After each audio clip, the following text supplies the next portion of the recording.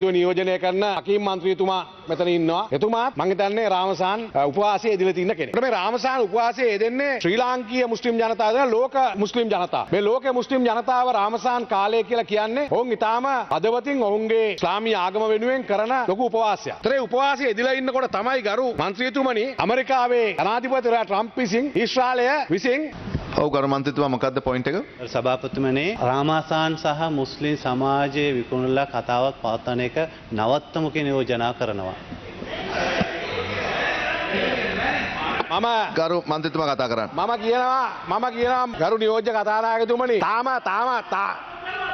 තාම අවුරුද්දයිනේ කෑ ගන්න එපා. තාම අවුරුද්ද නර්සරියේ ඉතින් ඒ හින්දා ඉගෙන ගන්නත් එපා කමක් නැහැ. කොහොම කෑ ගන්න දෙන්න අහගන්න ලැජ්ජ නැතුව අහන් ඉන්න.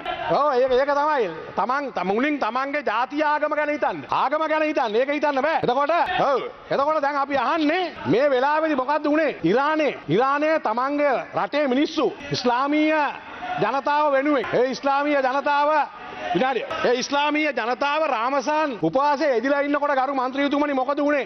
එයාට පාසල් දරුවෝ 160ක් විතර මරලා දානවා. මේ වෙනකොට 10කට ආසන්න ජීවිත සංඛ්‍යාවක් බිලි අරගන්නවා. කවුද මේක කරන්නේ? මේක කරන්නේ ඇමරිකාවේ නායකයා ට්‍රම්ප් ජනාධිපතිවරයා ඊශ්‍රායලයත් එක්ක එකතු වෙලා. එතකොට දැන් අපිට තියෙන යුතුයකමක් ඒ වෙනුවෙන් කතා කරන්න. මේ උත්තරීතර පාර්ලිමේන්තුව තුල ඒ ජනතාව වෙනුවෙන් කතා කරන්නේ. මොකද අපි ට්‍රම්ප්ට බයයි ඉන්නද? මේ ට්‍රම්ප් කියලා කියන්නේ මේ අර ගම කීරු IRC කාර්යයක්ද මේ දැන්? මුළු ලෝකෙම තියෙන අනිත් රටවල් එයාගේ අම්මා තාත්තා බූදලේද? මෙහෙම ගිහිල්ලා ගහගෙන යන්න. අර දැන් මේ දැන් මොකද්ද? ස්පාඤ්ඤයට සහ බ්‍රිතාන්‍යයට අවවාද කරනවා. මේකද? ඒ නිසා අපි කියනවා දැන් රජයක් තියෙනවා. රජයේ ස්ථාවරය මොකක්ද? රජය කියන්නේ මේක මොකක්ද මේ සම්බන්ධයෙන් ඔබ හෙලා දකින්න නැද්ද කියලා කෙලින් කියන්න. හැබැයි ඔබට අපි කියනවා යම් විදියකින් ඔබ එදා පක්ෂයක් හැටියට විපක්ෂයේ මේකේ හිටියා. විපක්ෂයේ කාර්යභාරය ඉටු කරා ඔබ.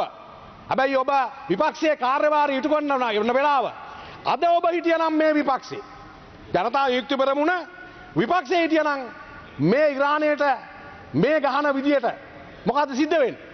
එහෙනම් ඔබ අද සමාල්ලාට මේ සභාගරුවේ මැදට ඇවිල්ලා සෙන්කෝලේ උස්සන්දුවලා එහෙමයි වෙන්නේ ඉන්නේ. හැබැයි දැන් මොකක්ද? දැන් මුනිවත රකින්න.